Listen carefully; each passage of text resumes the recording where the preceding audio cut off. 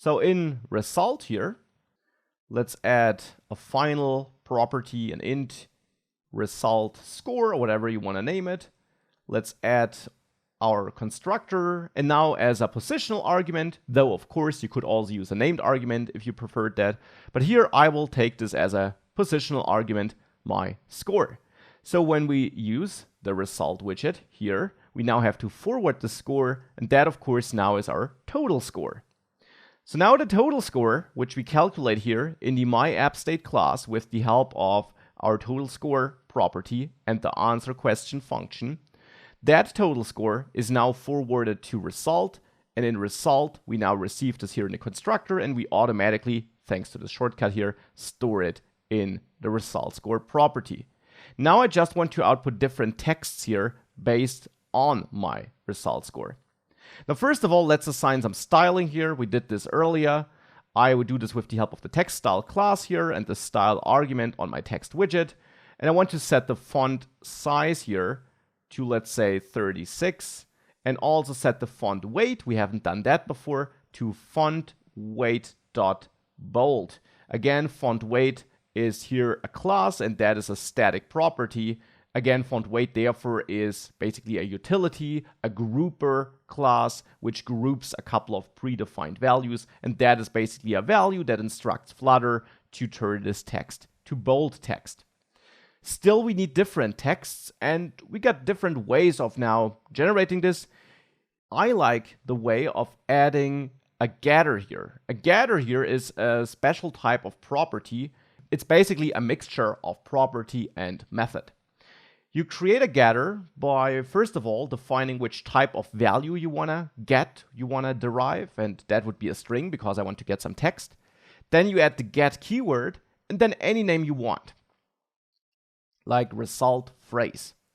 Now, unlike in a method, you now don't add parentheses because a getter is like a method that can never receive any arguments.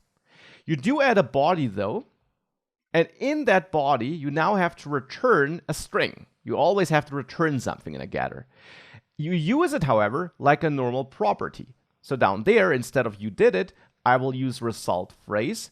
And I don't use it with parentheses to execute it like a function. I'm also not using it as the address of a function because this is no function. This is simply a Dart feature. It's a normal property, but the value is calculated dynamically. And here, the value I want to calculate is calculated based on the result score. So in here, in my body of that getter, I'll create a new variable, result text, to avoid name clashes here. And I'll assign a default of you did it. But then I want to add an if statement and check if my result score is, let's say, smaller or equal than 8. If that is true, then here between the curly braces, I'll set result text equal to you are awesome and innocent. So I'm overwriting result text with that new value here. Else if, and that's now new, I mentioned it earlier, we haven't used it thus far, it's an else statement which kicks in if that condition is not satisfied, but unlike the normal else statement, it does now not blindly execute the code between the curly braces, but it checks another condition first. And here I check if result score is smaller or equal than 12. So if it's not smaller or equal than 8, then maybe it's smaller or equal than 12. In that case, I would set my result text to pretty likable. Whoops, with an extra E though. If we don't make it into there, we can check if the result score is smaller or equal than 16 maybe. And remember that in the way I designed this quiz, higher scores mean a more negative personality. So in that case, I will set result text to you are strange. And then in all other cases, I will set the result text to you are so bad. Now, of course, since I have that overall else case here, we don't really need an initial value here because we'll never keep that. We'll certainly at least make it into this else block here. So we could also get rid of that. And in that case, as you learned, it's a good practice to define the type that will be stored in result text in the end, which is a string. Now here in the end, I do return that result text.